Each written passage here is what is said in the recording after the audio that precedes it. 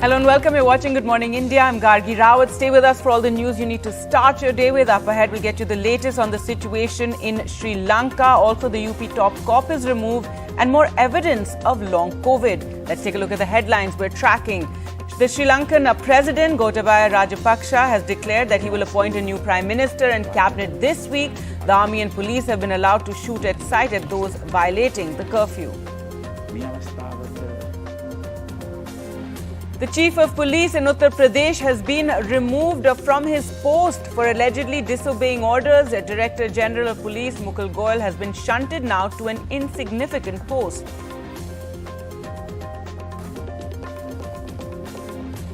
A court in Varanasi will deliver its verdict in the case related to inspection of the Gyanvapi mosque located next to the iconic Kashi Vishwanath temple. The centre issues fresh guidelines for schools amid heatwave, again reduced timings, relaxed uniform norms and restricted outdoor activities. A Lancet study finds serious COVID patients show some symptoms for at least 2 years, more evidence of long COVID.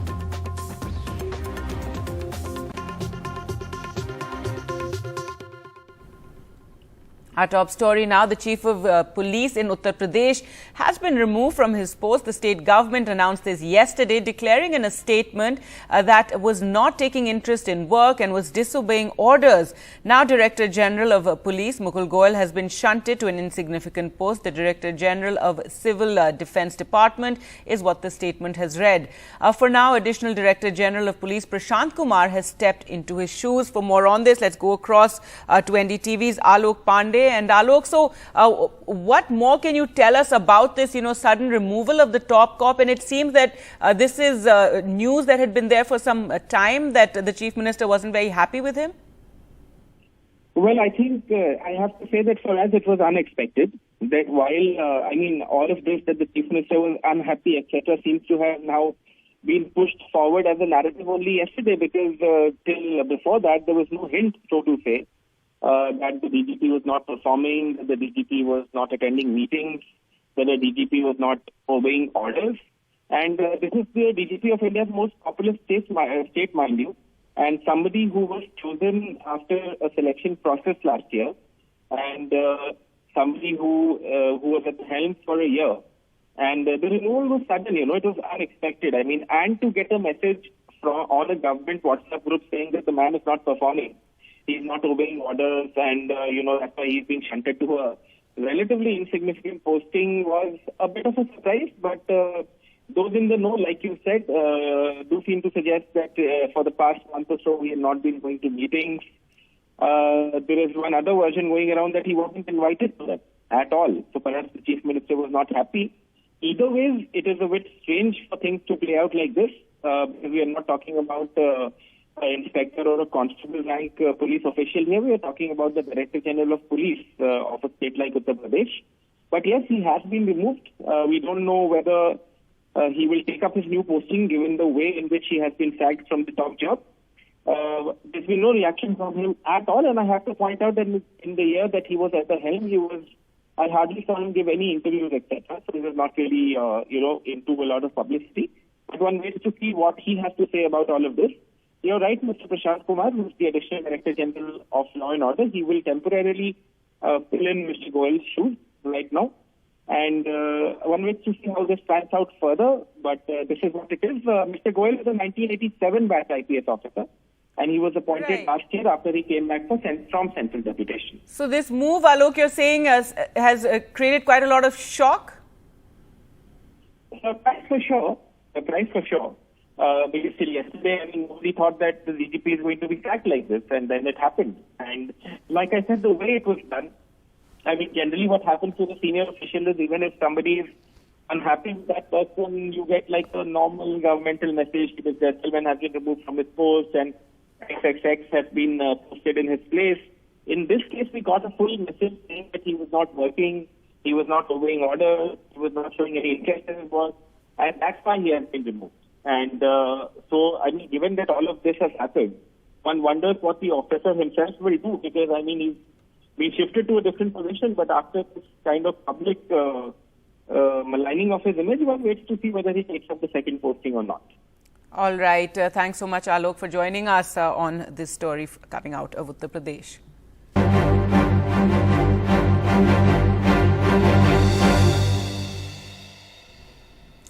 Well, let's now focus on the Sri Lanka crisis, and Sri Lankan President Gotabaya Rajapaksa pledged on Wednesday to give up most of his executive powers but stopped short of yielding to demands for his resignation over the country's economic crisis. The 72-year-old, in his first address to the nation since the start of a month-long protest campaign calling on him to quit, said he will announce a unity government in coming days. However, he did not name a successor to his brother, Mahinda Rajapaksa. Sri Lanka has suffered through months of lengthy blackouts and shortages of food, fuel and other vital goods after running out of foreign exchange to pay for imports. A nationwide curfew is in effect after government loyalists attacked anti-Rajapaksa protesters on Monday, sparking reprisals by furious mobs. At least 9 people died in the ensuing violence. මම මේ සතිය තුල පාර්ලිමේන්තුවේ බහුතරයේ විශ්වාසය දිනාගත්තු ඒ වගේම රටේ ජනතාවගේ විශ්වාසය තහවුරු කරගන්නට පුළුවන් අග්‍රාමාත්‍යවරයෙක් සහ අමාත්‍ය මණ්ඩලයක් පත් කිරීමට කටයුතු කරනවා. ඊට පස්සේ පාර්ලිමේන්තුවට වඩා බලතල ලැබෙන ආකාරයට 19 වෙනි සංශෝධනයේ අන්තර්ගත ද නැවත බලාත්මක වන පරිදි විවස්ථා සංශෝධනයක් කිරීමටද මා කටයුතු කරනවා. The Sri Lankan army patrolling the streets of Colombo.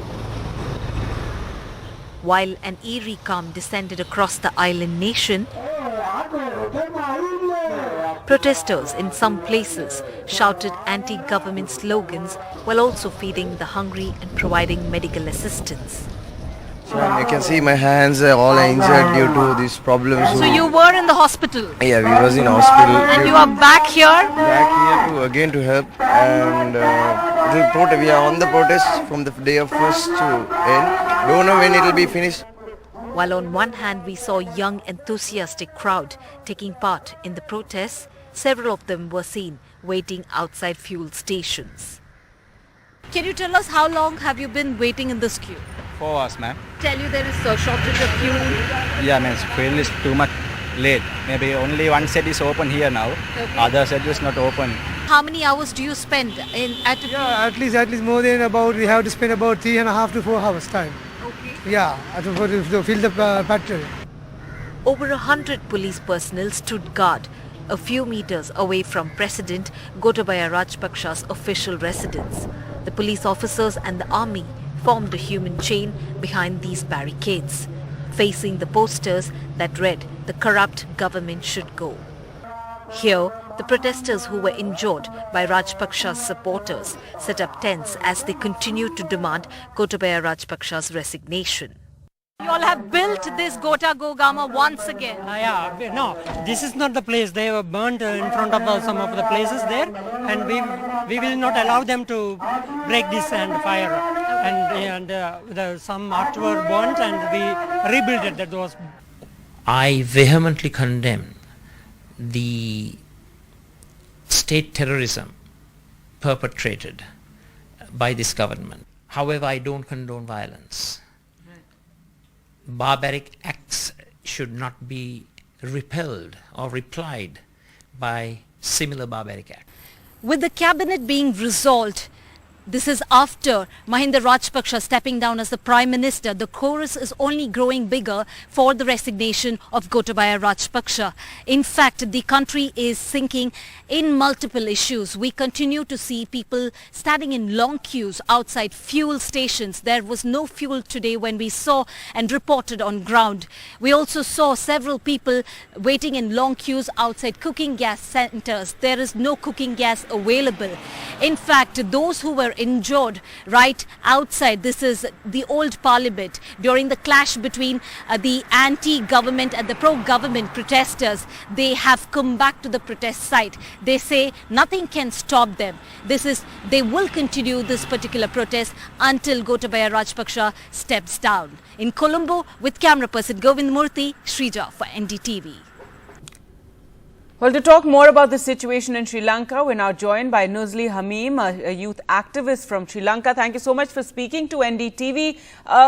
Most people not satisfied with the president's announcement? Not really. What we've been asking for the last 2 months is for him to resign. So we expected a much better statement from him last night. Given that it came after such a long time since the unrest has been taking place, also the unfortunate events of the last couple of days when we saw, violence breaking out, at least 9 people have died. However, hopefully, as he's announced, he's going to, I beg your pardon, appoint this interim government soon? Yes, he should, first of all, he should take accountability for what he has done. What happened on Monday was state-sponsored terrorism. We were peacefully protesting for the last 34th day today in occupancy of Golf Face. But he unleashed his thugs and hit us. So he should take accountability first of all, and his brother should take accountability first of all. And they need to resign immediately. First, Mahinda Rajapakse is gone, so Gotabaya Rajapaksa need to resign immediately. So once after that, the interim government, who is capable of getting this country back on track, can take over and do their job until the next election comes. And are there any fears that, the army may become stronger through this and may even take over, given there's so much uncertainty right now? It's been happening for the last few years. Ever since the war is there, the army is there, not in Colombo, but even in north and east. So it might be a new thing in Colombo. So with whatever Gotabaya Rajapaksa is doing, so we are uncertain of what he will do in future. But we think he won't be dumb enough to go for a military or martial law.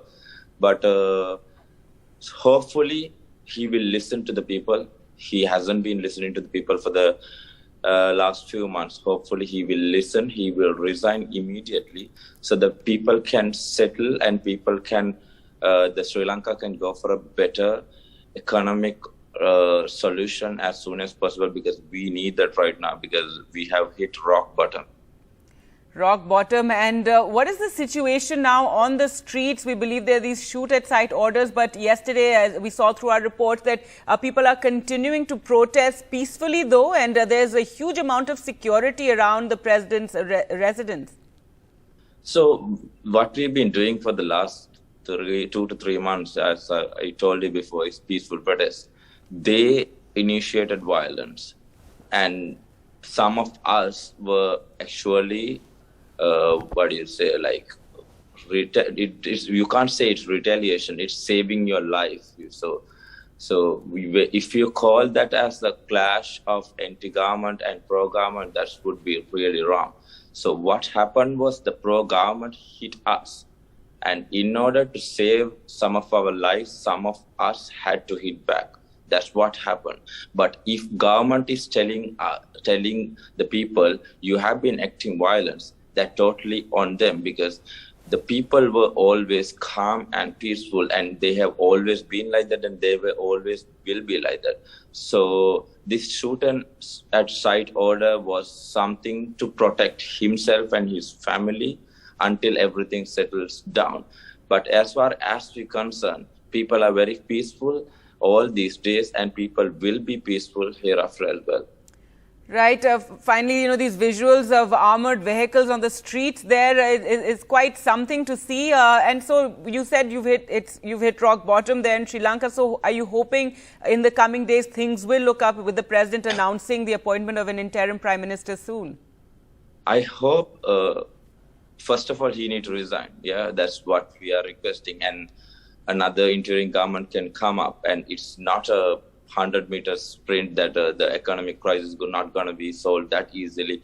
We've been experiencing long lines of queues, as you can mention in the news. Right. And everything is under shortage, and we do not have dollars to go for. So it's going to be a huge marathon, at least for 2 to 5 years. So it's going to be hard, and we need to just buckle up our seatbelts and sit and wait. But first of all, we need the president to resign. That's our immediate goal. All right, Nuzli Hamim, thank you so much for speaking to NDTV. Thank you so much. In other news, now news on COVID, and at least half of the people who are admitted to a hospital due to COVID suffer from one or more symptoms 2 years after the infection. Now, this according to a latest study that was published in the Lancet Respiratory Medicine, the longest such follow-up study done till date. The study, which was based on patients in China, where the coronavirus first caused the largest outbreak in early 2020, adds to a growing body of evidence around long COVID, a set of conditions that continue to persist even after someone has cleared the virus. Well, to talk more about this, let's go across to Meher. And Meher, tell us more about the findings of this study, because, you know, long COVID is something we've been reporting on for quite some time, but didn't imagine that, you know, even for 2 years, some symptoms continue persisting. Yes, Kargi. So the effects of long COVID, there is now mounting evidence supporting this. The Lancet has conducted the longest yet follow-up study of hospitalized patients due to COVID. So there is a high severity threshold for them. Only people who were admitted to hospital due to COVID were part of this study. The symptoms that this study points out are fatigue, muscle pain, physical slowdown, and poor sleep and breathlessness. One major thing they found was that even after 6 months of illness, 68% of people who were hospitalized reported at least one of the above symptoms even after 6 months. Even 2 years later, over 55% of them still reported at least one symptom. So there is a very long amount of time before which people feel better. Women are actually more likely to suffer from long COVID. There were a total of 1,636 people who had enough data to be clustered into recovery groups. The factors which actually led to more severe, longer symptoms were obesity, reduced exercise capacity, and also more inflammatory markers during hospitalization. There are limitations to this study, however. There is no comparison made to severe non-COVID patients. There are many doctors that we spoke to throughout the COVID period who say that any severe illness that leads to hospitalization, long-term hospitalization, can have similar symptoms that last for a year, 2 years. All right, Meher, thanks so much for joining us with that. So a Lancet study that talks about long COVID and how a symptom can persist even after 2 years. Time for us to slip into a short break. Coming up next, a court in Varanasi will deliver its verdict in the case related to the Gyanvapi mosque. We'll get you the details.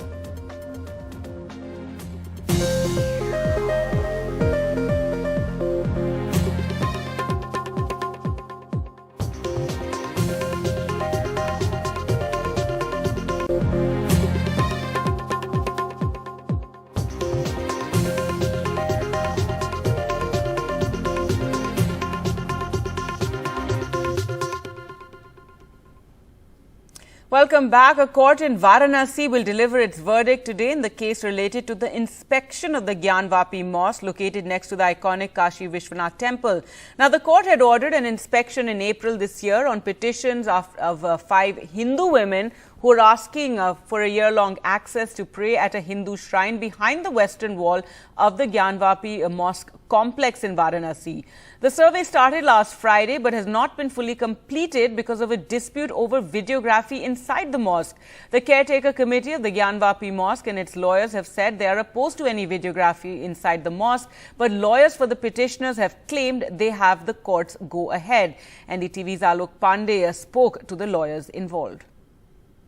At the time of the commission, the role of the commissioner was very confusing and he was biased that there is no such order to enter into the mosque because in Din Muhammad case, it has already been declared by a verdict of the Honorable Civil Judge that the mosque and the courtyard and the land underneath is the mosque and it is the property of the Hanafi Muslim, and a regular prayer is being done in that mosque since time immemorial. No prayer has been sought by the plaintiff to remove the mosque. हम लोगों को परिसर जो विवादित परिसर है barricading के अंदर वीडियोग्राफी से रोका गया दरवाजे पर, उसको सुलभता उपलब्ध कराया जाए ताकि जो हमारी कमीशन की टीम है वो भीतर जा सके।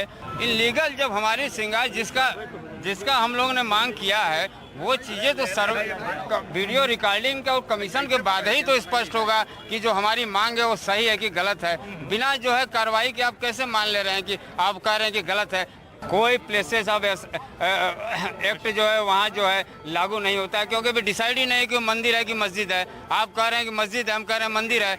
आपका मस्जिद डिसाइड नहीं है, हमारा मंदिर डिसाइड नहीं है, तो कैसे वो प्लेसेस ऑफ वर्सेट एक्ट 1991 कैसे लागू होगा उस पर।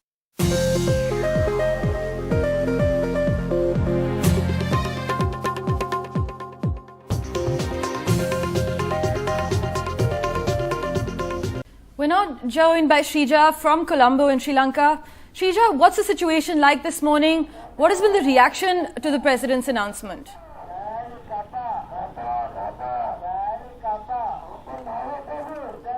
Well, we are reporting from the epicenter of the protest that has started over the last 2 months.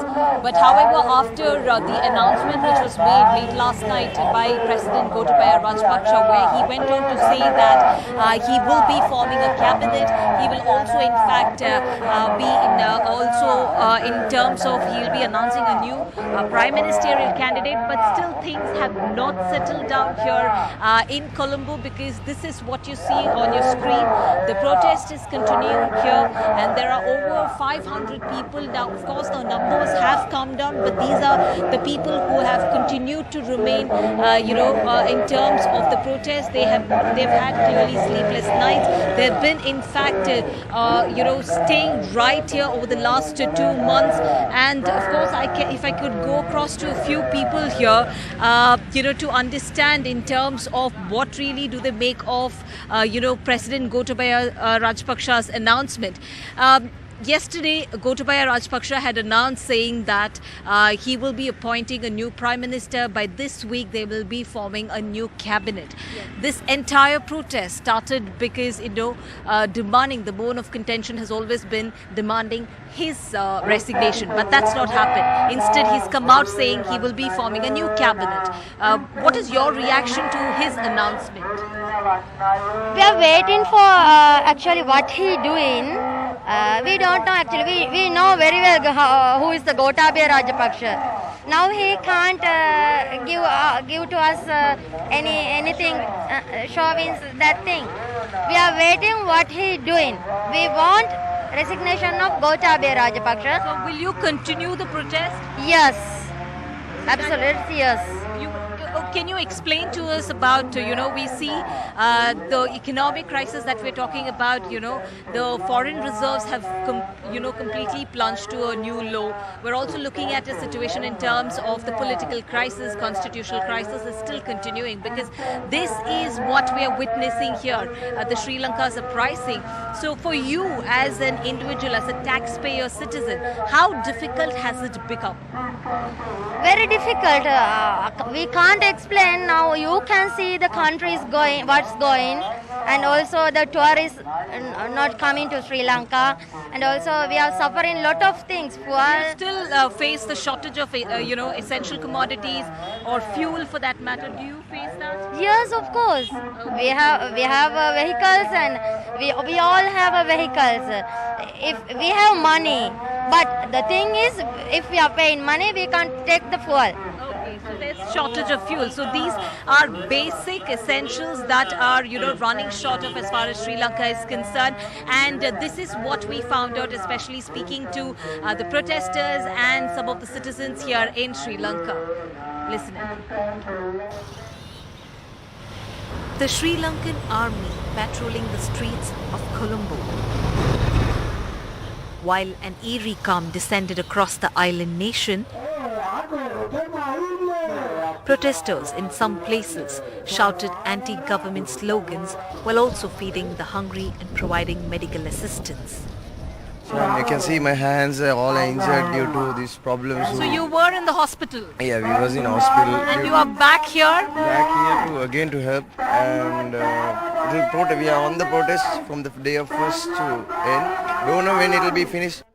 While on one hand we saw young enthusiastic crowd taking part in the protests, several of them were seen waiting outside fuel stations. Can you tell us how long have you been waiting in this queue? 4 hours, ma'am. Tell you there is a shortage of fuel. Yeah, ma'am. Fuel is too much late. Maybe only one set is open here now. Okay. Other set is not open. How many hours do you spend at least more than about, we have to spend about 3.5 to 4 hours time. Okay. Yeah, to fill the petrol. Over 100 police personnel stood guard a few meters away from President Gotabaya Rajapaksa's official residence. The police officers and the army formed a human chain behind these barricades, facing the posters that read, "The corrupt government should go." Here, the protesters who were injured by Rajapaksa's supporters set up tents as they continued to demand Gotabaya Rajapaksa's resignation. You all have built this Gota Gogama once again. No, this is not the place. They were burnt in front of some of the places there, and we will not allow them to break this and fire. And some art were burnt, and we rebuilt it. That was. I vehemently condemn the state terrorism perpetrated by this government. However, I don't condone violence. Barbaric acts should not be repelled or replied by similar barbaric acts. With the cabinet being resolved, this is after Mahinda Rajapaksa stepping down as the Prime Minister. The chorus is only growing bigger for the resignation of Gotabaya Rajapaksa. In fact, the country is sinking in multiple issues. We continue to see people standing in long queues outside fuel stations. There was no fuel today when we saw and reported on ground. We also saw several people waiting in long queues outside cooking gas centers. There is no cooking gas available. In fact, those who were injured right outside, this is the old parliament, during the clash between the anti-government and the pro-government protesters, they have come back to the protest site. They say nothing can stop them. They will continue this particular protest until Gotabaya Rajapaksa steps down. In Colombo, with camera person Govind Murthy, Shrija for NDTV. All right, moving on to other news now. And after the death of 2 newborn babies, a boy and a girl who were placed in an incubator at a private hospital in Hyderabad on Tuesday, the police have finally, after a 24-hour delay, booked a case of negligence against KAM Hospital and the attending doctor in the Falaknama area of Hyderabad. Relatives of the babies, they were first told all is well and later told to take the baby to another hospital, by which time the baby had already died.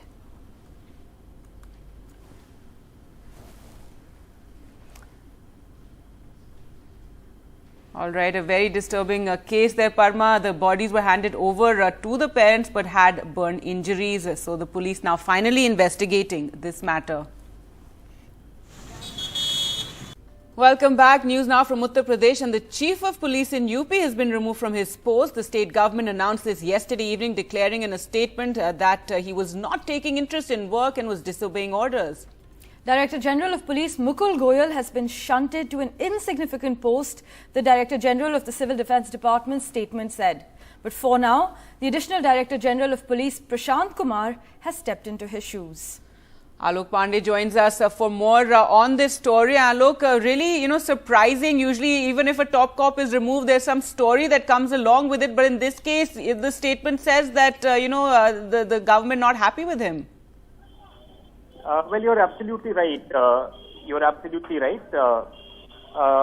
It's very strange for the Director General of Police rank officer to be removed this way. Because while there are many DG rank officers, of course, when it comes to a state like Uttar Pradesh, but at the same time, the Director General of Police would be the first coming equal, so to say. And I say that because he's heading a police force, which is, of course, a police force in India's most populous state. So yes, he certainly is somebody who has been removed unceremoniously. He's a 1987 batch IPS officer, and he is somebody who joined just in July last year. So he really did not even manage to complete 1 year of his term. And also, I think what has been very jarring or striking has been the way in which he has been removed. Because the government actually sent out a communication saying that he was not working, he was disobeying orders, etc. Now, maybe, I mean, one way to look at it is that if he was not working, then why did the government realize it suddenly? That's number one. And number two, why move him to another position? It may be an insignificant position, so to say, I mean, in popular culture, if I can say that. But at the end of the day, it is a police post headed by a DG rank officer. So if he's not working, why send him there? So I think there is more to this than meets the eye, but at the moment, the reasons are not really known, so to say. Prashant Kumar, the Additional Director General of Police, of Law and Order, who I think we all know because he is the one who gives out all these media bites. He is the one who was at the forefront of this loudspeaker removal campaign. He is a ADG rank officer, but he's going to hold additional charge right now as the Director General of Police in Uttar Pradesh. Till a replacement is found. There are 4 or 5 officers in the rank of seniority who are eligible to make the cut. So one waits to see what happens to that. But Mr. Goyal being removed so early on in his tenure when he has 2 years to retire is certainly set off a lot of speculation. But at the moment, the government only saying what it has said on record, nothing more officially for sure. Alok, also just before we let you go, just wanted to ask, will Prashant Kumar, will he take this new posting up given the way he was removed? No. Prashant Kumar is the Additional Director General of Police, Law and Order. He's been made the officiating DGP, so he'll take it up. No issues. He's like I said, he's a very media savvy official, if I can say that, and he will of course take this up temporarily because the in charge of the UP Police would be a DG rank officer. He's an ADG, but he'll officiate till they find a replacement amongst the 5-6 senior most officials in the UP Police. All right. Thanks so much, Alok, for joining us there with the latest on that story. Switching tracks to COVID, at least half of the people who were admitted to a hospital due to COVID-19 suffer from one or more symptoms 2 years after the infection, according to a study published in the Lancet Respiratory Medicine, the longest such follow-up study done till date. So very disturbing information coming, Parma, given for those of us at least who've had COVID. Now, this study was based on patients in China where the coronavirus first caused the largest outbreak in early 2020, adding to a growing body of evidence around long COVID, a set of conditions that continue to persist even after someone has cleared the virus. And many people have been experiencing that. But let's go across to Meher for more on this story. So, Meher, again, very disturbing news, as I mentioned, for those of us who've had COVID. Give us more details of what this study's findings are. Exactly. So the effects of long COVID are gaining more evidence day by day. The new Lancet study is the longest follow-up of hospitalized COVID patients yet, and it's found that even 6 months after illness, 68% of hospitalized patients reported at least one symptom of long COVID. Even 2 years after hospitalization, a massive 55% still reported at least one symptom.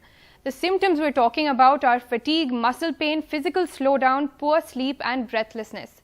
Now, interestingly, women are actually more likely to suffer from long COVID, and obesity is also a risk factor. However, there are limitations to the study as there is no comparison between severe COVID and non-COVID patients. So we cannot conclude that these symptoms are only due to COVID. Many doctors have said throughout our reporting that any disease severe enough to lead to hospitalization has health effects in the long term. But of course, the sheer volume of COVID patients, especially in India, means that there could be lakhs who are suffering even now. And so greater focus on them, medical focus, research focus is very much needed. Right, thank you, Meher, for joining us and breaking down the details for us. Now to our special series, a year after the deadly Delta wave. We speak to the families of COVID victims and look at how they're rebuilding their lives. Today, we bring you the story of 35-year-old Maushami Mahanta of Guwahati. Now, Maushami lost her husband to COVID last year, and although she received compensation from the government, she faced even bigger trauma of fighting the society's stigma and biases towards a COVID victim widow.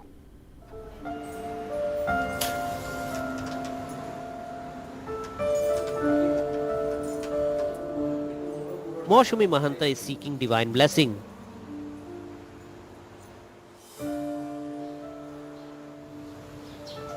This 35-year-old Guwahati resident works with a central government project. But last year, COVID turned her life upside down. She lost her husband, Mriganka Kashyap, to the deadly second wave of the pandemic. What she faced after that was no less traumatic. All alone after her husband's demise, Maushami first fought to get government compensation, but tougher battle was to tide over the social stigmas. Maushami had also taken up the challenge of saving her husband's business, a pathological lab that was started way back in 2001. Challenges started right on the day her husband died. जो अंत्येष्टि क्रिया है कौन करेंगे ऐसा question आया है तो फिर मेरा एक कॉन्फिडेंस आया कि मैं ही हूँ मेरा एक हाथ में दूसरा हाथ मेरे थमा तो ऐसे ही मैंने Her husband's business establishment was closed for over 2 months after his death. Employees were pensive, clients had all gone. Maushami decided to restart it to keep her husband's memories alive and to ensure livelihood for those who worked there. RDS में जो order है उससे भी बड़ा बहुत ज़्यादा challenge है मेरे लिए मैं क्या कलर का कपड़ा पहनती हूँ हम लोगों का सोसाइटी का सोच है कि हस्बैंड गुजर गया तो पत्नी ने तो वाइट कपड़ा पहनना चाहिए मैं तो वो नहीं किया कुछ आदमी आया है मुझे फोर्स करने के लिए कि आप ये बिजनेस नहीं रन कर पाओगे तो इसीलिए वो बेच दीजिए हमको एग्रीमेंट कर लीजिए शेयर दीजिए तो आप बंद कर दीजिए ऐसा ही थ्रेटनिंग भी आया है मेरे पास She faced many problems to take the business to her hand, profession, but she could manage it nicely. She arranged all the workers together, and by her endeavor, now it is flourishing. It is doing well. What Maushami faced just goes to show that for the kins of COVID victims, restarting life has numerous challenges. In Guwahati with Sanjay Chakravarti and Nakul Rabha, this is Ratndeep Chaudhary for NDTV. All right, and now news of the weather and the heatwave conditions expected back this week, and the Ministry of Education has issued guidelines for schools asking them to relax uniform norms and restrict outdoor activities as well as modify timings. School hours may start early and get over before noon. The timing may be from 7 a.m. onwards. The number of school hours per day may be reduced. Now, sports and other outdoor activities which expose students directly to the sunlight may be appropriately adjusted in the early morning, the guidelines have stated. Drinking water and a first aid kit should be available in school buses as well as vans. With that, we're slipping into a very short break. All right, coming up on the other side, a court in Varanasi will deliver its verdict in the case related to the Gyanvapi mosque. We'll get you more details on the other side.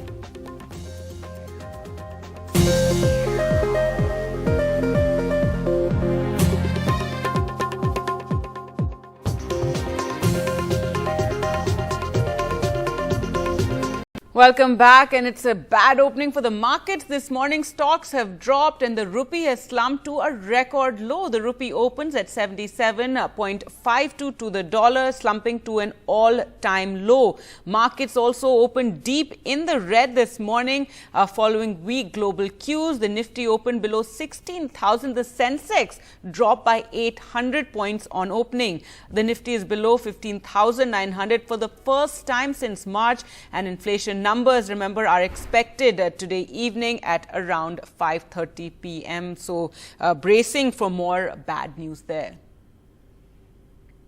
In fact, is India staring at a wheat crisis? Demand is up, output is down. Atta prices are at a record high. Bakery bread prices to have risen with 8.39% inflation in March. And despite high prices, farmers are not getting enough. So is it the middlemen who are getting paid more? NDTV's Mohammed Ghazali brings us this report. Amid the ongoing war between Russia and Ukraine, the price of wheat has gone up in the international market. But farmers in Haryana and Punjab have not benefited much from it till now. Subhash Chand, a marginal farmer in Haryana's Kaithal district, feels it's only middlemen who have benefited out of rising wheat prices. की बार जी 8 quintal होया तो पहले बार 24 quintal लिकड़ी थी क्या 16 quintal लिकड़ी है जी तो इसी वजह से एक तो खार नहीं मिला टाइम पे, तो बरसात ने भी मार करी है, तो बाकी एक गला तेल बद गया, सिलेंडर घर के खर्चे बहुत बद गए जी लगता।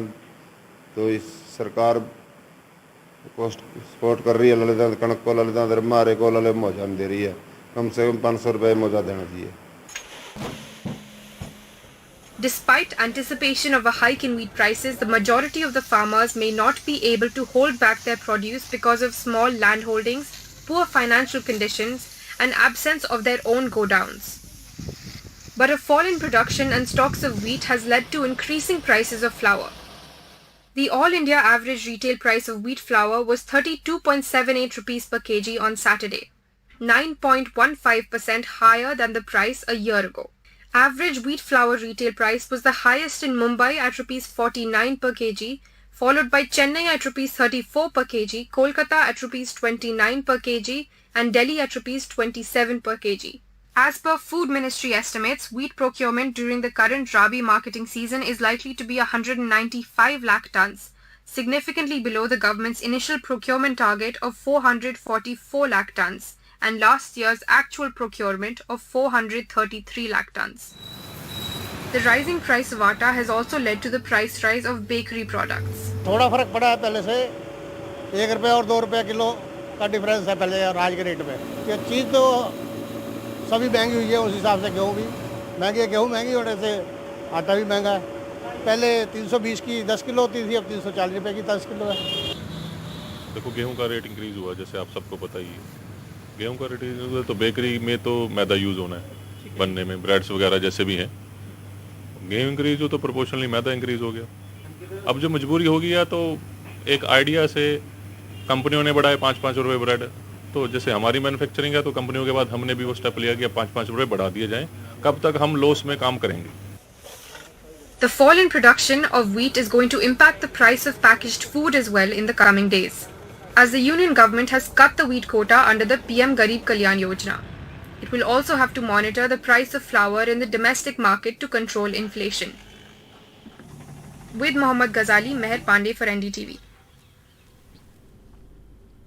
Now, in a landmark judgment by the Supreme Court yesterday, the controversial 162-year-old sedition law was stayed while the government reviews it. The order impacts hundreds charged under the colonial-era law. Those jailed for sedition can now approach courts for bail, and no new FIRs will be filed for sedition, and all pending cases will be on hold while the government reconsiders the law. India's Chief Justice N.V. Ramana's historic order just months before his retirement in September. The Chief Justice-led bench, along with Justices Suryakant and Hima Kohli, today ordered that the 162-year-old British-era sedition law used against Mahatma Gandhi and Lokmanya Tilak be stayed till the government, as said in its affidavit, re-examined the law. Importantly, all those currently in jail on sedition charges can apply for bail, and no fresh cases can be filed under this section 124A of the Indian Penal Code.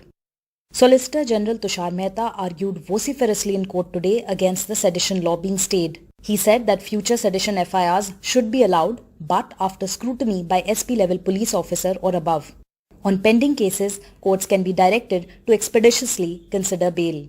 Pending cases may involve other additional charges like terrorism, etc. Pending cases are already in courts. Let courts decide. Let us not undermine respect for the judiciary.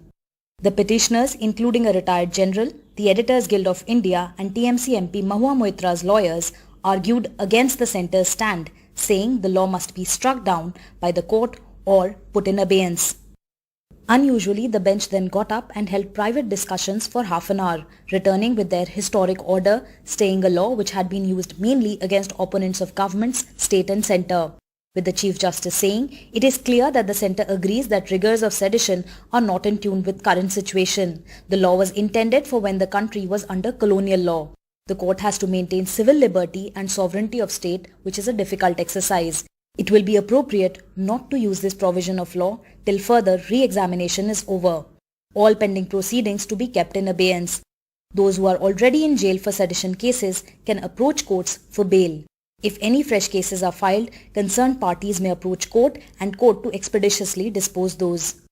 The Chief Justice's strong order prompted a strong reaction from the Law Minister, who talked of a Lakshman Rekha that none of the organs of the state must cross. We respect the court, we respect the independence of the court, but there are things which is called Lakshman Rekha. All the organs of the state must respect each other. A clear-cut message has gone today to suppressors and subjugators of public opinion, of dissent. The order was greeted with relief across the country, and the first impact of the Supreme Court's order came ironically against a Congress government when the Jodhpur bench of the Rajasthan High Court stayed the arrest of TV journalist Aman Chopra, saying no FIRs could now be registered under Section 124A. But for some others already in jail, relief might not be so easy, like activist Varavar Rao and journalist Siddiq Kappan, who face additional charges like the stringent UAPA law. Section 124A is not a standalone case. The present Bhima Koregaon case has at least 5 or 6 sections from UAPA. ये तो एक अच्छा फैसला सुनाया है आज court ने, लेकिन हमारा भाई के ऊपर जो है ना और भी बहुत सारे केस लगा हुआ है, UAPA लगा हुआ है, ED का केस भी लगा हुआ है, जो 8 तारीख को केस था पहले, अभी ये 13 तारीख को और है. The Supreme Court has given a historic order today. While the centre has not given a clear timeline to the top court on how long it will take to re-examine the law, the next hearing of the case will take place in 3rd week of July, when the centre is supposed to update the court about the progress. With Harsha Kumari Singh in Jaipur and camera person Karan Patra in New Delhi, this is Sukirti Dwivedi for NDTV.